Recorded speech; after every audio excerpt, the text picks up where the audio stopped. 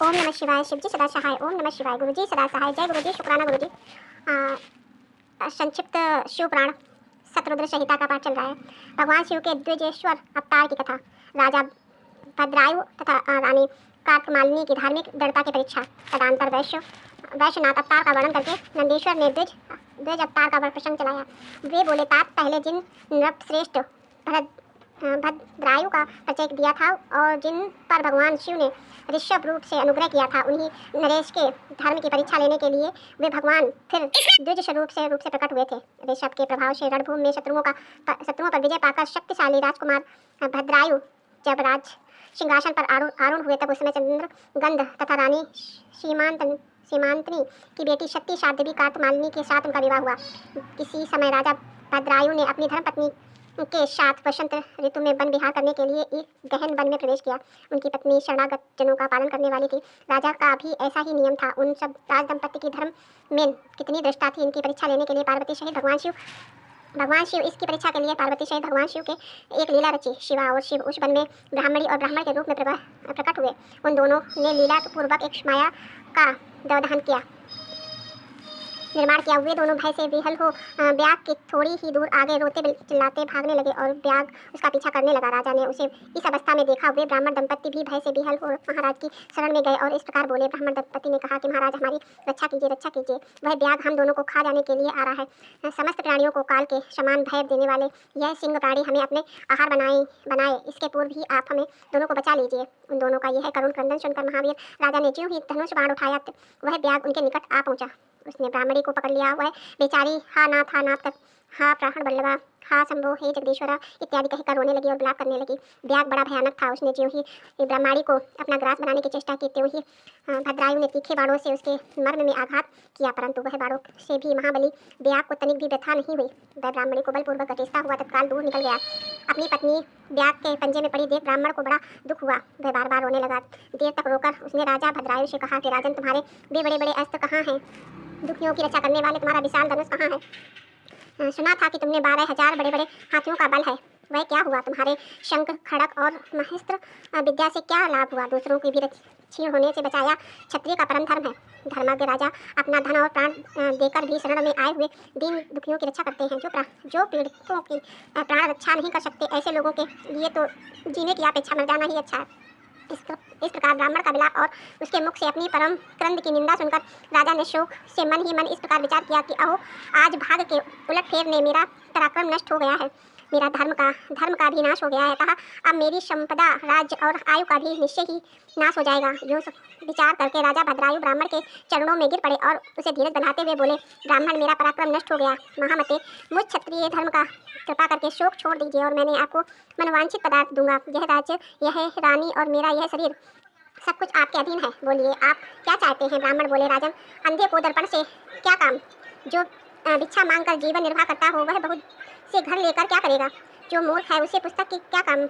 जिसके पास स्त्री नहीं, वह धन लेकर क्या करेगा? मेरी पत्नी चली गई। मैंने कभी काम सुख का उपभोग नहीं किया, अतः काम भोग के लिए आप अपनी इस बड़ी रानी को मुझे दे दीजिए। राजा ने कहा कि ब्राह्मण, क्या यही तुम्हारा धर्म है? क्या तुम्हें गुरु ने यही उपदेश दिया? क्या तुम नहीं जानते कि पराई स्त्री का स्पर्श स्वर्ग और आयुष की हानि करने वाला है? पर स्त्री के उपभोग से पाप कमाया जाता है, उसे सैकड़ों प्रायश्चितों द्वारा भी धोया नहीं जा सकता। ब्राह्मण बोले, राजन, मैं अपनी तपस्या से भयंकर ब्रह्म हत्या और मदिरापान जैसे पाप का भी नाश कर डालूं, फिर पर स्त्री संगत किस गिनती में है? अतः आप अपनी इस भार्या को मुझे अवश्य दे दीजिए, अन्यथा आप निश्चय ही नरक में पड़ेंगे। ब्राह्मण की इस बात पर राजा ने मन ही मन विचार किया कि ब्राह्मण के प्राणों की रक्षा न करने से महापाप होगा, अतः इससे बचने के लिए पत्नी को दे डालना ही श्रेष्ठ है। इस श्रेष्ठ ब्राह्मण को अपनी पत्नी देकर मैं आपसे मुक्ति हो शीघ्र ही अग्नि में प्रवेश कर जाऊंगा। मन ही मन ऐसा निश्चय करके राजा ने आग जलाई और ब्राह्मण को बुलाकर उसे अपनी पत्नी दे दी। तत्पश्चात स्नान करके पवित्र हो देवताओं को प्रणाम करके उन्होंने अग्नि की 2 बार परिक्रमा की और एकाग्रचित्त होकर भगवान शिव का ध्यान किया। इस प्रकार राजा ने अग्नि में गिरने के लिए उद्यत देख जगतपति भगवान विश्वनाथ सहसा वहां प्रकट हो गए। उनके 5 मुख थे। मस्तक पर चंद्रकला और आभूषण का काम देख रही थी। कुछ पीले रंग की जटा लटकी हुई थी। वे कोटि कोटि सूर्यों के समान तेजस्वी और हाथों में त्रिशूल, खड़ग, कुडाल, ढाल और मृग अभ्य बरद और पिनाक धारण किए हुए थे। बैल की भी पीठ पर जैसे हुए भगवान नीलकंठ भी राजा ने अपने सामने प्रत्यक्ष देखा कि उनके दर्शन जनित आनंद से युक्त हो राजा भद्रायु ने हाथ जोड़कर स्तवन किया। राजा ने स्तुति करके पार्वती के साथ हुए महेश्वर ने कहा कि राजन, तुमने किसी अन्य चिंतन चिंतन ना करके जो सदा सर्वथा मेरा पूजन किया है, तुम्हारी इस भक्ति के कारण और तुम्हारे द्वारा की हुई इस पवित्र स्तुति को सुनकर मैं बहुत प्रसन्न हूँ। तुम्हारे भक्तिभाव की परीक्षा के लिए मैं स्वयं ब्राह्मण बनकर आया था, जिससे ब्याग ने ग्रास लिया था वह ब्रह्माणी और कोई नहीं, ये गिरिराज नंदिनी उमा देवी ही है थी। तुम्हारे बाण मारने से भी जिनके शरीर को चोट नहीं पहुंची वह ब्याग माया निर्मित था। तुम्हारे धैर्य को देखने के लिए ही मैंने तुम्हारी पत्नी को मांगा था। इस कार्तिक मालनी की और तुम्हारी भक्ति से मैं संतुष्ट हूँ। तुम कोई दुर्लभ वर मांग लो, मैं उसे दूंगा। राजन बोले कि देव, आप साक्षात परमेश्वर हैं। आपने संसारिक तप से घिरे हुए मुझ आधम को प्रत्यक्ष दर्शन दिया है, यही मेरे लिए महान वर है। देख, आप वरदाताओं से श्रेष्ठ हैं, आपसे मैं दूसरा कोई वर नहीं मांग सकता है। मेरी यही इच्छा है कि मैं मेरी और रानी, मेरे माता पिता पातकर वैश्य और उनके पुत्र शोननय, इन सबको आप अपना पार्श्ववर्ती सेवक बना लीजिए। तत्पश्चात रानी कार्तिक मालिनी ने प्रणाम करके सभी अपनी भक्ति के भगवान शंकर को प्रसन्न किया और यह उत्तम वर मांगा। महादेव, मेरे पिता चंद्रगढ़ और माता सीमांतनी, इन दोनों को भी अपने आपके समीप निवास प्राप्त हो।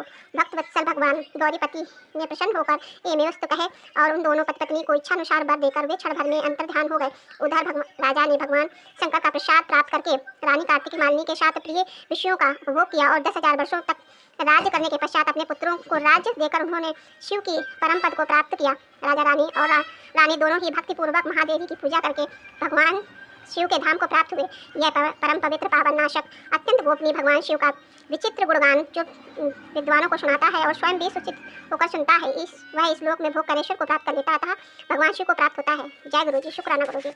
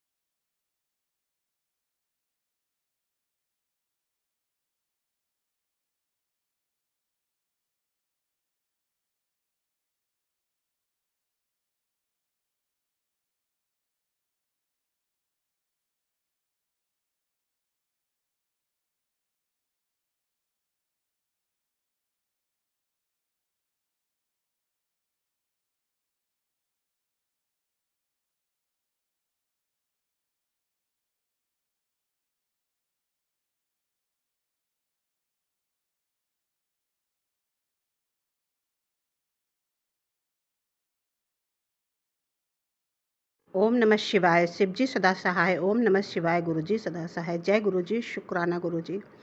गुरुपिता, आपकी बेटी से यदि पढ़ने में गलती हो तो उसको क्षमा करना। सभी संगत को जय गुरु जी। शुक्राना गुरु जी।